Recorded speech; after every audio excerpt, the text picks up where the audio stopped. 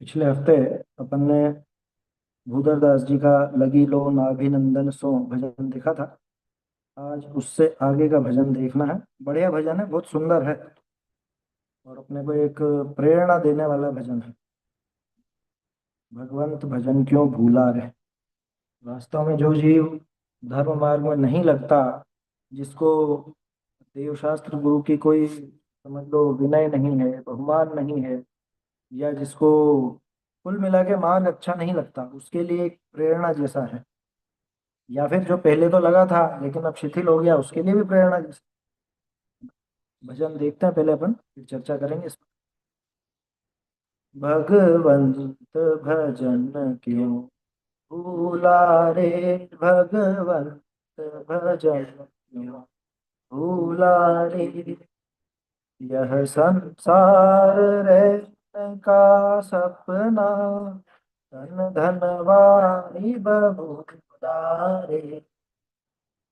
यह संसार रहने का सुपना, धन धन वाणी बहुधा रे।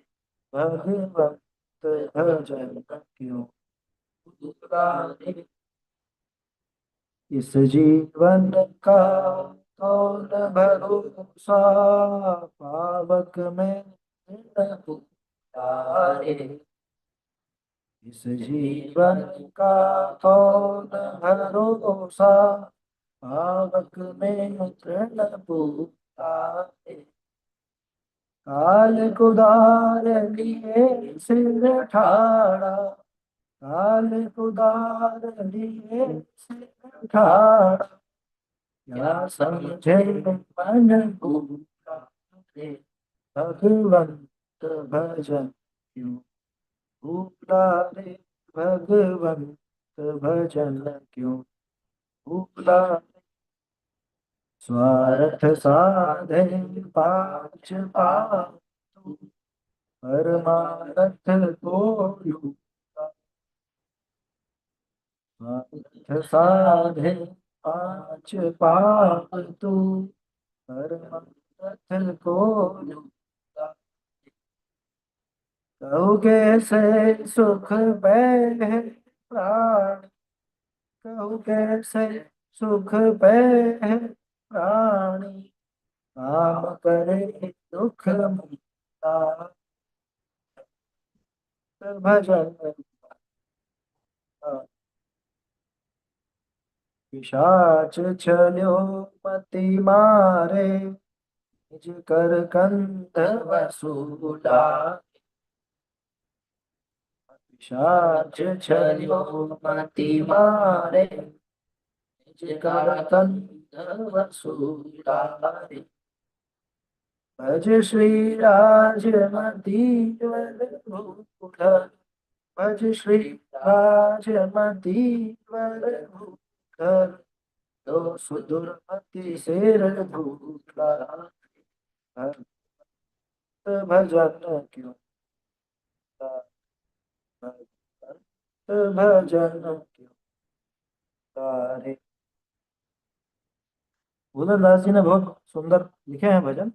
और जिस तरह से मतलब काव्य की अपन उत्तमता देखते हैं कि काव्य कैसे ऊंचा कहलाता है, वो सारे उपमान, वो सारी चीजें भूधर दास जी की रचनाओं में नजर आती हैं।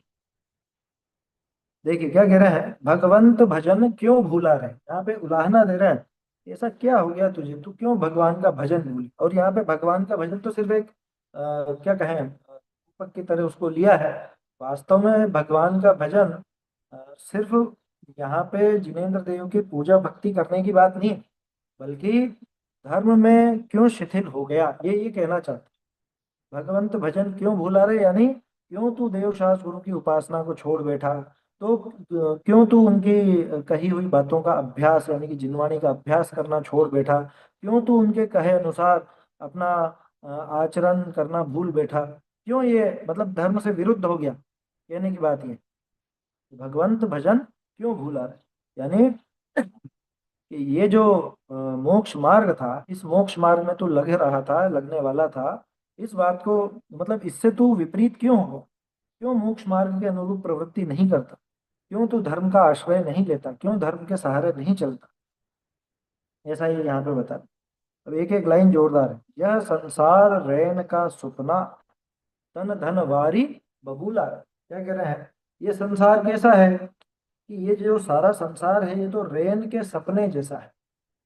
क्या मतलब, सुपना लिखा, सुपना शब्द असल में पहले सुपना ही बना था, सुपना से फिर सपना हुआ। मूल में क्या है संस्कृत में, स्वप्न है। स्वप्न का जब अपभ्रंश हुआ तो सुपना बैठता, स्वप्न सुपना, अब सुपना से सपना हो गया। तो ये संसार जो है ये तो रैन के यानी रात के, रैन यानी रात है ना, तो रैन का सपने जैसा, यानी कि रात में कोई सोया और सो करके उसने सपना देखा, सुबह उठा तो क्या है, सुबह उठा तो उसमें से कुछ भी नहीं था। जो कुछ भी सपने में उसने देखा, बड़े बड़े महल अट्टालिकाएं और खुद का राजपाट देखा होगा, है। और वो जैसे वो शेख चिल्ली की कहानी आती है ना, अब उसमें सपने में देखने लगा, है कि इतनी सब गायें हो गई, दूध बिकने लग गया, और फिर बाद में अच्छा धनवान हो गया, शादी हो गई, बच्चे हो गए। फिर बच्चे मस्ती कर रहे हैं तो ऐसे हाथ उठा करके उसने मारा, इतने में वो हांडी फूट गई। तो कहने का अर्थ यह है कि सपने में देखी हुई वस्तु की वास्तविकता कितनी, कुछ नहीं, पूरी कल्पनाओं में है। ठीक ऐसे ही ये संसार सारा का सारा कल्पनाओं में, तो ये क्या बात कर रहे हो, तो अन्य मत जैसी बात होगी। क्या जगत में ये सारी वस्तुएं झूठी हैं, क्या जगत में ये सारी वस्तुएं इनकी कोई सत्ता ही नहीं है। जैसा अन्यमति कहते हैं सर्वम माया है, सब वो ब्रह्म का ही रचा हुआ खेल है, सारी माया है, इसमें कुछ भी असली नहीं, क्या ऐसा है। नहीं, पदार्थ सब असली हैं, लेकिन इसने जिस तरह से संसार को माना है, जिस तरह से संसार की कल्पना की है, वो कल्पना पूरी तरह से झूठी है। समझ में ही बात। जैसे कि इसने समझा, जैसे ये शरीर ये मैं हूं, या इसने समझा ये परिवार ये मेरा है, ये घर ये मेरा है, ये रुपया पैसा मकान इत्यादि, ये इज्जत आबरू है, ये व्यापार, इतना सब धन वैभव, ये सब किसका, कि ये मेरा। ये प्रभाव किसका, कि ये मेरा। जगत के कार्यों का करने वाला मैं। ऐसा जो इसने समझा है, इसने अपने कल्पना में एक संसार बसाया ना, जिसमें खुद को ही उन सबका करता धरता हरता बताया, खुद को ही उनका भोगता बताया। तो ऐसा जो इसने स्वयं को मान रखा था, स्वयं का एक संसार इसने अपनी कल्पना में बसाया था, वो सारा संसार पूरी कल्पना ही था। उसकी असलियत बिल्कुल भी नहीं थी, वो वस्तुएं सब थी, लेकिन उस वस्तु में, उन वस्तुओं में इसका कर्तृत्व जरा भी नहीं था, इसका भोक्तृत्व जरा भी नहीं था। न वो इससे संबंधित थे, न ये उनसे संबंधित था, लेकिन ये उनसे अपना किसी भी तरह से संबंध स्थापित करता था। कर्तृत्व का, भोक्तृत्व का, ममत्व का, एकत्व का, इन सबका संबंध ये जो बनाता था, ये सारा तो रात में देखे गए सपने जैसा, नींद में सब जो सपना देखा वैसा है, क्योंकि इनमें सच्चाई बिल्कुल भी नहीं थी। तो ये संसार सारा का सारा कैसा, किसके संसार की बात चल रही, किसी और की बात नहीं चल रही, अपन अपने ऊपर लगाओ। हम जो संसार में अपना कर्तृत्व भोक्तृत्व एकत्व ममत्व माने बैठे हैं, वो सब कैसा है, रेन का सुपना। नींद में किसी ने सपने देखा, सपने में देखा और सुबह उठा तो कुछ भी नहीं, सब गायब। गायब क्या था ही नहीं। ठीक इसी तरह से यहाँ पे हमने जहाँ जहाँ ममत्व कर रखा है, ये मेरा परिवार, ये मेरे माता पिता, ये मेरे बेटे बेटी, ये मेरे भाई बहन, है ना, ये सब कर रखा है ना, तो ये जो मान्यताएं हैं, ये सारी मान्यताएं झूठी। जैसे वो सपना झूठा, वैसे ये मान्यताएं झूठी हमारी। ये सारा संसार रैन का सपना, नींद में देखे हुए स्वप्न के समान। जैसे सपने में कोई देखे, मैं बहुत ताकतवर हो गया हूँ, मैं बहुत बलवान हो गया हूँ, है, बहुत रूपवान हो गया हूँ, क्या ऐसा ही करते हैं ना, बहुत खुद को रूपवान समझने लगते हैं। अब वो सपने में देखे, असलियत में, कि असलियत में तो जैसा था वैसा था।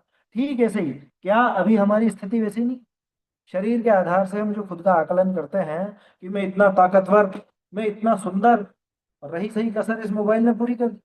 अपने फोटो खींच खींच करके खुद देखता रहता है और पागल बनता रहता है, मैं कितना अच्छा लग रहा हूँ, मैं कितनी अच्छी लग रही हूँ।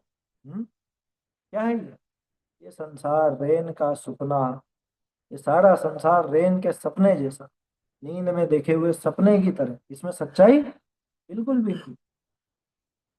आया समझ में। और कैसा है, शरीर कैसा है, धन कैसा है, तन धन वारी बबूला रे। वारी बबूला मतलब बुलबुला, जैसे पानी में बुलबुले उठते हैं, और बुलबुले कितनी देर रहते हैं, कुछ ठिकाना नहीं है, अब भी फूट जाएंगे। एक फूंक मारने पर भी फूट जाता है, कोई सुई चुभाने की जरूरत नहीं होती।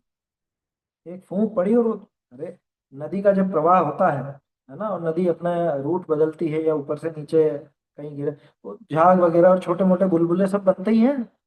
कितनी देर के लिए, वो तो बनते हैं और बिगड़ते हैं। नदी की बात छोड़ो, आप आपके बाथरूम में ही वो बाल्टी भरते हो, मग वगैरह भरते हो और उससे लेते हो, उसमें ही छोटे मोटे बुलबुले बनते हैं और फूटते रहते हैं। होता है ना ये तो ये शरीर, तन और धन, रुपया पैसा भी कैसा है, वारी बबूला।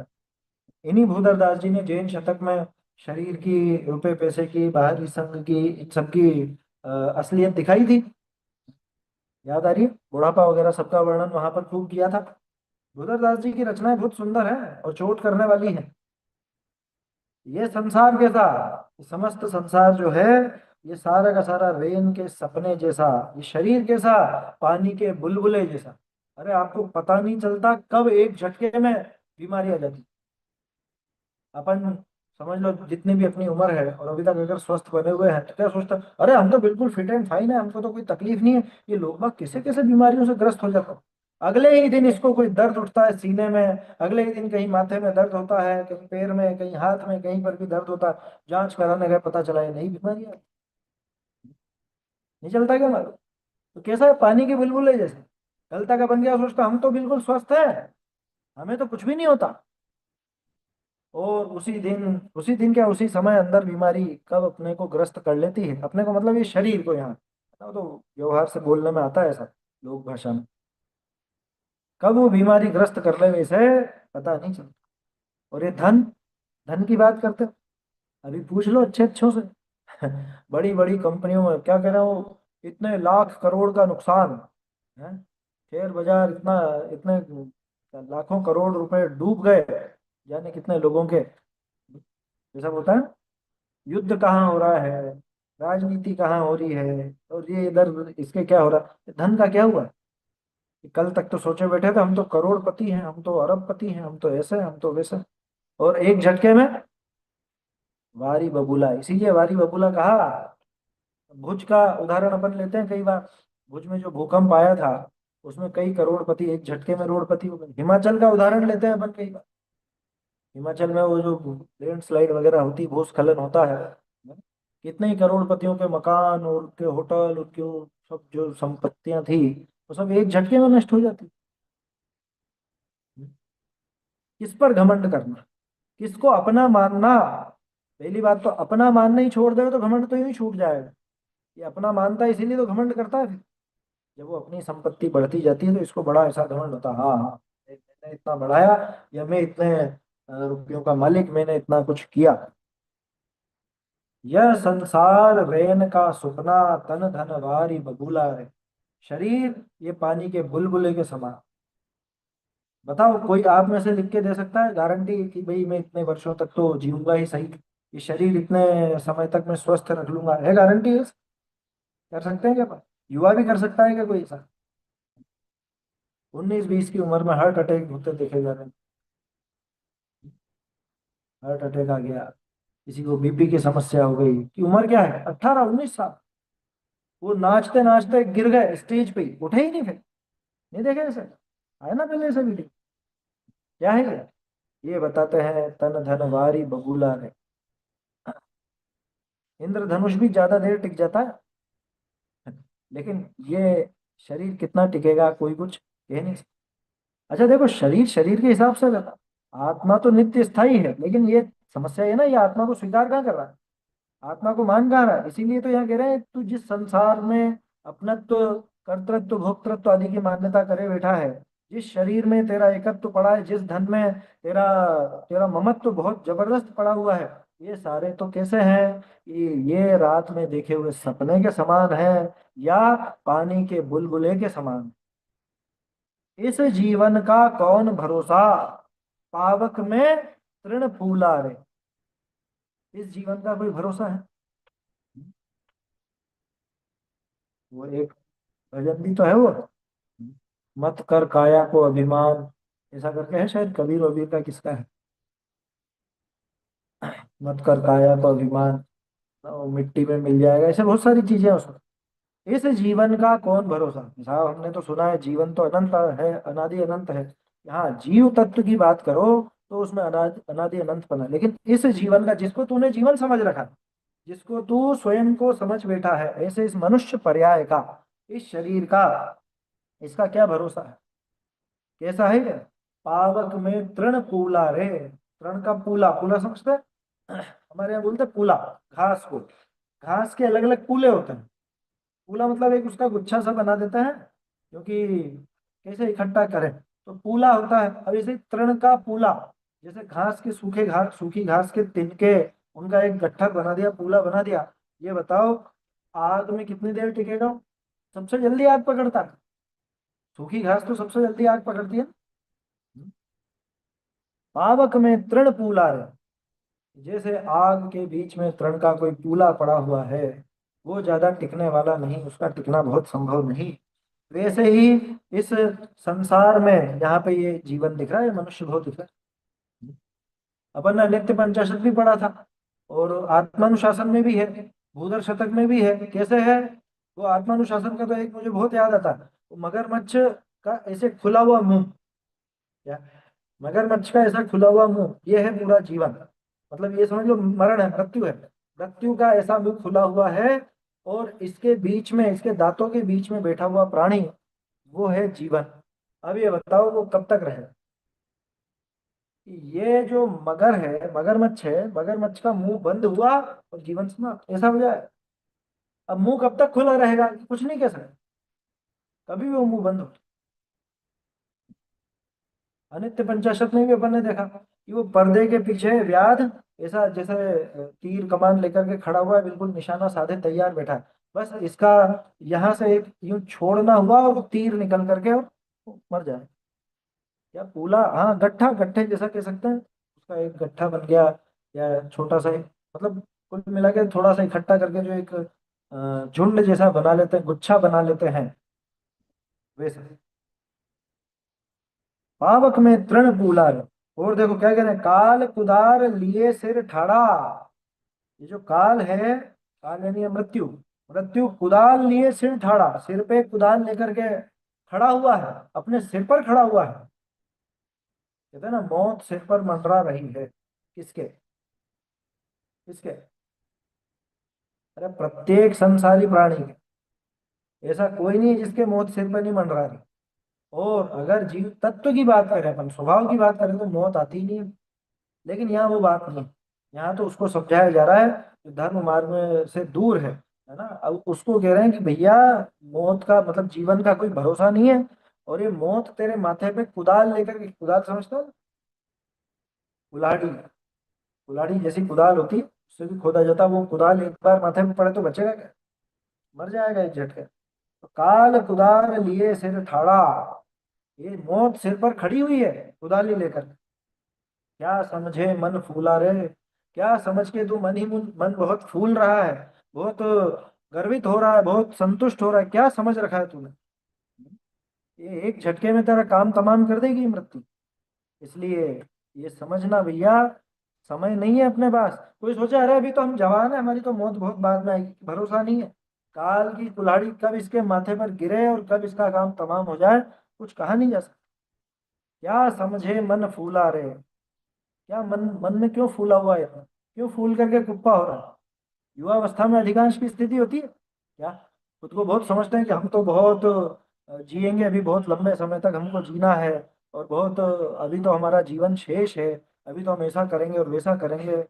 सिकंदर भी योजनाएं बनाता था, अभी ये देश जीतूंगा, अब ये देश जीतूंगा, अब ये देश जीतूंगा। भामंडल का उदाहरण तो सबको याद होगा, भामंडल की मृत्यु का। योजनाएं तो बना रहा था, छत पे घूमते हुए योजनाएं बना रहे थे। हाँ, ये देश तो जीत लिया है, अब इस देश पर भी चढ़ाई करूंगा, ये भी जीतूंगा, वो वाला भी जीतूंगा, इतना अपना साम्राज्य का विस्तार करूंगा, तो बाद में धर्म साधन भी करूंगा, ऐसा भी सब वो सोच रहा था। सोचते सोचते क्या हुआ? क्या हुआ था भामंडल का? बिजली गिरी ऊपर से, और एक झटके में सब खाक, सारे सपने वहीं के वहीं रही, है ना। तो काल कुदार लिए सिर ठाड़ा, क्या समझे मन फूला रे। ये तू क्या सोच करके मन में फूल फूल रहा है, क्यों इतना, क्या कहें, अपने आप को बड़ा 30 मार खा समझता है, खुद को बड़ा ऐसा समझता है। देखो आगे क्या कह रहे हैं, स्वार्थ साधे पांच पाव तू, परमारथ को लूला रे। देखो इसमें कुछ लोग इसको पाँव पाँव भी बोलते हैं। तो मैंने इस पे विचार किया और पुरानी प्रतियां ढूंढने की कोशिश भी की। तो सभी जगह पांच पाँव ही है, और वही जमता है। क्यों? क्योंकि आगे लूला की बात आ रही है। तो एक तरफ बिल्कुल लूला, दूसरी तरफ पांच पाँव। पांच पाँव का क्या मतलब?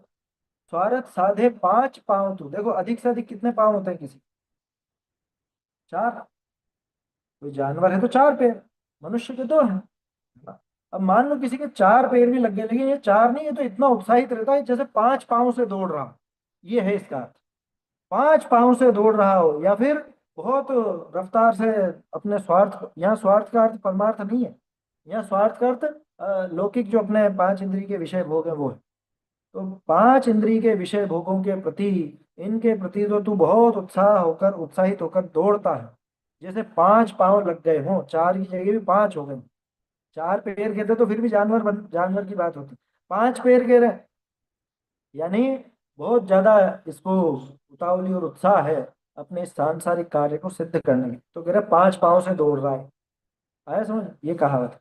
दूसरा ऐसा अर्थ इसका ले सकते हैं अपन, पांच पाँव यानी कि पांचों इंद्रियों के सहारे तू दौड़ता है। देखिए ये अनित्य पंचाशत का छंद भी आ गया है। हाँ, और जाल फैला रखा है, ऐसा बहुत सारे हैं वहां पे अनित्य पंचाशत के अंदर भी। देखिए क्या कह रहे हैं। हाँ, स्वसुख पयसी दिव्यन मृत्यु कैर्वत कैवर्त हस्त प्रसृत घन घनज रोरु प्रोल्ल संजाल मध्ये निकटमपि न पश्यत त्या तदाम चक्र मुग्रम भव सरसि वराको लोक मीनोघ एष। मछली की तरह, कब उसके जाल तो पूरा फैला हुआ है, उसी जाल में तो ये घूम रहा है। जैसे मछुआरा वो जाल फैला करके रखता है, अब मछलियां उस जाल में ही घूमती रहती है, उधर पानी भी है, वहां घूमती रहती है। अभी बताओ जीवन कब तक का उनका? जब तक वो मछुआरे ने जाल को खींच नहीं लिया, बस तभी तक का जीवन है। उसने जाल खींचा और मर जाएगा। एक और है उसमें वो काल उसके पीछे, पर्दे के पीछे खड़ा हुआ है, ये तो योजना बना रहा है, अब ये राज कर लूंगा, ऐसा कर लूंगा। जैसे ऐसे ही यहाँ पे काल कुदार लिए सिर ठाड़ा, क्या समझे मन फुलाने की बात है। अपन बात कर रहे हैं स्वार्थ साधे पांच पांव तू।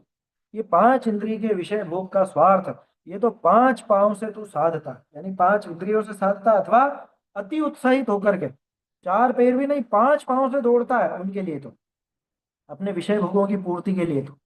देखते हैं ना अपन, अरे वहां घूमने फिरने चले, वहां ये विषय भोग भोगने चले, वहां ये खाने पीने चले, और चीजों में कितना तीव्र उत्साह रहता है इसका, जैसे पांच पांच पैर लग गए हों। अगर पाँव पाँव वाला लेवें तो जैसा बहुत से लोग बोलते हैं, तो पढ़ने में तो पाँव पाँव नहीं आया, पांच पाँव आया। पाँव पाँव तो का अर्थ बनेगा फिर कदम कदम पर। कदम कदम पर तू अपने स्वार्थ को साध, लेकिन ये पांच पाँव ही ठीक लगता है। क्यों? क्योंकि आगे लूला की बात आ रही है। एक तरफ तो पांच पाँव से दौड़ रहा है, और एक तरफ लूला बन के पड़ गया आ रहा है। क्या यार, मैं तो कैसे चल फिर सकता हूँ, लूला लगड़ा। परमार्थ को लूला रहे कि परमार्थ साधने के लिए, अपने इस आत्मिक आनंद को साधने के लिए, मोक्ष मार्ग को साधने के लिए तू लूला हो गया। अभी इधर उधर घूमने फिरने की बात करें तो तुरंत तैयार, है ना। और अभी इधर शादी ब्याह में चलने को, सॉरी उल्टा कह रहा हूँ, अभी इधर इसको कहे मंदिर में चलो, स्वाध्याय में चलो, तो अब और नहीं, अभी तो बहुत तबीयत ठीक नहीं और ऐसा। तो शादी ब्याह के आयोजन में जाने को कहे तो तुरंत तैयार, लेकिन शिविर वगैरह में जाने को कहे तो, यात्रा को जाने को कहे तो लूला। समझ में आ रही बात? स्वार्थ साधे पांच पांव तू, परमारथ को लूला रे। इस स्वार्थ में यानी पांच इंद्रिय के विषयों के प्रति तो ऐसा दौड़ता है जैसे पांच पांच पैर लगे हों। और परमार्थ की बात करें तो ये साहब हम क्या कर सकते हैं, हमारी तो सामर्थ्य ही नहीं है, हमें तो समझ ही नहीं आता, हम कैसे करेंगे। परमार्थ के लिए लूला बन गया। तो घबरा मत, अगले बार भी फिर लूला लंगड़ा हो जाए। ते होंति लल्ल मुआ, ऐसा है ना। वो तो हालांकि उसके लिए है जो स्वयं मिथ्या दृष्टि होकर सम्यक दृष्टियों को अपने पैरों में पड़ाते हैं, उनके लिए है वो। ते होंति लल्ल मुआ, वो लूले और मूक होता है। तो ऐसा ही है, परमार्थ के लिए लूला हो गया तो आगे भी चिंता मत कर, आगे वास्तव में लूला हो जाएगा। कहूँ कैसे सुख पै प्राणी। तो यहाँ पे भूलरदास जी कह रहे हैं कि हे प्राणी, फिर तू बता कि सुखी होगा कैसे। कि तू पांच इंद्रिय के विषय भोग सांसारिक कार्य इनको साधने में तो पांच पैरों से दौड़ता है, दूसरी तरफ परमार्थ का काम करने में एकदम लूला लंगड़ा जैसा हो जाता है। तो अब तू ये बता कि कैसे तुझे ये सुख होगा। हाँ देखो ये एक और आ गया ये। आप देखोगे इसमें अनित्य पंचाशत में बहुत सारे दे रखे हैं। लक्ष्मी व्याध मृगी मती व चपला माश्रित्य भूषा मृगा पुत्रादीन अपरान मृगान अतिरुषा निघ्नन्ति शैर्ष्यम किल। तो वही है, और राजा अपने बेटे को भी मार देना चाहता है कि राजपाट तो मैं ही करूंगा, उसका है वो उदाहरण। और दूसरी तरफ ये योजना बना रहा है अपने बेटों वगैरह को मारने की, और खुद ही काल के द्वारा मारा। यानी आयु पूरी हो जाती, कोई ऐसा काल अलग से कोई जीव या कोई द्रव्य नहीं है, मतलब जो जीव का घात करे। हैं? यमराज जैसा कोई देव हो ऐसा कुछ नहीं। कहूँ कैसे सुख पे है प्राणी। पूछ रहे हैं तू कैसे सुखी होगा भैया। काम करे दुख मूला, काम तो सारे दुख के मूल रूप कर रहा है। जो दुख में मूल बने, जो दुख में कारण बने, ऐसे तो तू काम करता है। और फिर यहाँ पे सोचता है कि हम सुखी हो जाए। सुखी कैसे होगा। स्वार्थ साधने को तत्पर, पांच इंद्रिय के विषय भोग रूप स्वार्थ साधने को तत्पर, लेकिन परमार्थ के साधन में बिल्कुल ढीला, एकदम ढीला पड़ा हुआ है। तो कैसे सुख होगा तुझे। काम तो सारे दुखी होने के कर रहा है। जिनके मूल में दुख है अथवा जो दुख के मूल कारण है, ऐसा लेना चाहिए। जो दुख के मूल हैं, दुख मूल का क्या मतलब है कि जो दुख में मूल कारण बन रहे हैं, ऐसे तू काम कर रहा है, काम कर रहा है, तो तुझे सुख कैसे होगा। देखिए आगे देखते हैं। मोह पिशाच छल्यो मति मारे, निज कर कंध वसूला रे। मोह रूपी पिशाच के द्वारा तू छला गया, तेरी बुद्धि भ्रष्ट कर दी गई मोह रूपी पिशाच के द्वारा। पिशाच जैसे किसी के माथे पर सवार हो जाए, या तो वो तो उसी के हिसाब से करेगा। फिर व्यंतर से पीड़ित हो ना, तो जैसे व्यंतर नचाता है वैसे नाचता है। ठीक है, सही है। मोह पिशाच छल्यो मति मारे, मति मारे मतलब कि बुद्धि मारी गई इसकी, मति भ्रष्ट हो गई है। मोह पिशाच के द्वारा छला गया और मति भ्रष्ट हो गई। कैसा हो गया। निज कर कंध वसूला रे। इसका क्या मतलब। देखो वसूला होता है एक औजार होता है, बढ़ई लोगों के कारपेंटर के इनके काम आता है खातिर। ठीक है ना। वसूले से लकड़ी छीली जाती है, एक जैसी की जाती है। जैसे गिटार विटार है कुछ भी हो तो वो फ्लेट कर देता है उसको, वसूला होता है। तो निज कर कंध वसूला रे। अब वसूला देखा हो कभी आपने, दो तरह के होते हैं, एक तो मशीन जैसा हो गया और एक वो लकड़ी का उसमें हत्था लगा रहता है और आगे उसकी वो फाल रहती है, यानी जिससे वो छीली जाती है, काटी जाती है।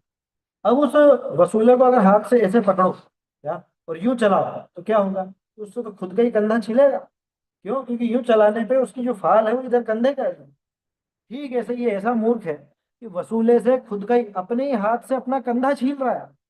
देखो ऐसा उदाहरण भी आपको बिल्कुल बहुत रेयर केस में ही पढ़ने को मिलेगा। अपने पुराने कवियों की ये विशेषता है। उस जमाने के उदाहरण भी अपने को देखने को मिल जाते।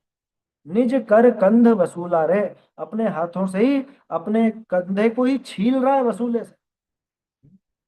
अपने हाथों से अपने ही कंधे पर वसूला चला रहा है। वसूला समझ में आ रहा है। नहीं आया तो गूगल पे आप पूछ लीजिए वसूला कैसा होता है, तो वो बता देगा बढ़ई का कैसा वो औजार रहता है। ठीक है ना। तो वसूला, तो कौन होगा ऐसा व्यक्ति जो खुद के ही हाथ से खुद के ही कंधे को छीलने लगेगा वसूला लेकर के।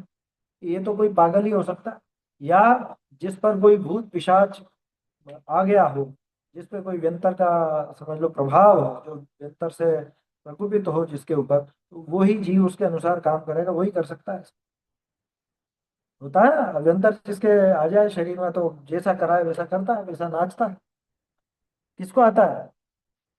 जिसकी आत्मशक्ति कमजोर होती, जो स्वयं को समझने की कोशिश नहीं करते और जो जरा जरा समय घबराते हैं, दूसरे देवी देवताओं को पूजने लगते हैं, उन्हीं के ऊपर प्रभाव रहता है। ठीक है। लेकिन यहाँ तो कौन सा पिशाच लगा हुआ है अपने अनादिकाल से। मोह पिशाच, मोह रूपी व्यंतर से ग्रस्त है, छला गया है, मति भ्रष्ट हो गई है। निज कर कंध वसूला, अपने ही हाथ से अपने कंधों को छील रहा है वसूला लेकर। अब अंतिम में क्या कह रहे हैं। भज श्री राजमति वर भूधर। भूधर दास जी कह रहे हैं भज, भज यानी इनको पूज, इनको इनको वंदन कर, इनके कहे अनुसार चल। किनके? श्री राजमति वर। श्री राजमति वर मतलब नेमिनाथ जी। राजमती यानी राजू। श्री राजमती वर, राजमती के वर कौन थे? राजमती के पति कौन थे क्या? ये वास्तव में नहीं थे, लेकिन अब ठीक है, व्यवहार से ऐसा कह दिया जाता। जबकि उनके तो विवाह विवाह ही नहीं हुआ था, विवाह होने वाला था। उस अपेक्षा से वो एक व्यवहार करके कह दिया, उनको राजमती वर कह दिया। भूधर दास जी ने ऐसे दो चार भजन और लिखे हैं जिसमें उन्होंने नेमिनाथ जी को अलग अलग संज्ञाएं, अलग अलग नाम दिए हैं। ये कवि की कल्पनाएं होती है इस तरह की, कवि इस तरह के शब्दों का प्रयोग कर लेता है बहुत सुंदरता से। भज श्री राजमति वर भूधर। राज नेमिनाथ जी को तुम भजो। द्यो, यहाँ पे दो के स्थान पे द्यो आएगा। वैसे द्यो मतलब अर्थ तो वही है, दो वाला ही।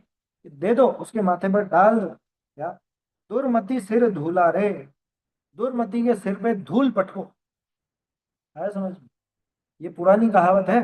तो उसके सिर पे धूल डालो। धूल डालो यानी कि उसका बिल्कुल एक तरह से अपमान, उसको बिल्कुल हटा दो, दूर हटा दो। दो दुर्मति सिर धूल आ रहे। जो खोटी बुद्धि है, आज तक पांच इंद्रिय के विषय भोगों में लगने की बुद्धि रही, आज तक उन्हीं के अनुसार चलता रहा। संसार, शरीर और भोग, इनसे विरक्ति तो ली नहीं, इन्हीं के राग में उलझा रहा। ऐसी दुर्मति के सिर पे धूल डालो। आया समझ में? पंजाबी में कहते हैं मिट्टी पाओ। मिट्टी पाओ, मिट्टी डालो इसके ऊपर। झगड़ा मिटाने के लिए भी कहते हैं अरे झगड़े पे मिट्टी डालो। मिट्टी डालो मतलब खत्म करो, ऐसे ही ये दुर्मति के सिर पर धूला डालो। अब दुर्मति के सिर पे कैसे धूला डाले? इस मोह, मोहन धूल का उदाहरण टोडरमल जी ने दिया था। मोह ने अनादिकाल से हमारे ऊपर मोहन धूल डाल रखी है, तो हम तो मोह के प्रभाव में पड़े हुए हैं अनादिकाल से। ठीक है ना? लेकिन अब यहाँ पे खुद इतने समझदार और इतने क्या कहें अपन, सामर्थ्यवान हो जाएं कि उस दुर्मति खोटी बुद्धि के सिर पर अपन ही धूला डाल दे। ऐसा इसका ये आशय है। भगवंत भजन क्यों भूला, क्यों तू मोक्ष मार्ग से विरुद्ध हो गया, क्यों तू मोक्ष मार्ग से विपरीत चलने लगा, क्यों तू जिनेंद्र देव से विरुद्ध चलने लगा, क्यों भगवान का भजन भूल गया? भगवान का भजन तो सिर्फ एक प्रतिरूप के रूप में लिया है, बाकी सब के क्या, बाकी सब क्रियाएं जो हमारी धार्मिक क्रियाएं हैं, स्वाध्याय, यात्रा, जप, तप, ध्यान, अध्ययन, ये सब शामिल है इसके अंदर। तो भगवंत भजन से अकेला भगवंत भजन मत लेना। भगवंत भजन से मोक्ष मार्ग के लायक सारे कार्य, उन सारे कामों से तू क्यों दूर हो गया? क्यों तू इनको भुला बैठा? अरे सीधे शब्दों में कहूँ, क्यों अपने जैनत्व को भुला बैठा ना? अपने जैनत्व को क्यों भुला बैठा? ऐसी बात है। बढ़िया भजन है, प्रेरणा के लायक है। अपने को प्रेरित होना चाहिए, और कभी भी अपन भगवंत भजन नहीं भूलें, ऐसा अपने को ध्यान रखना चाहिए।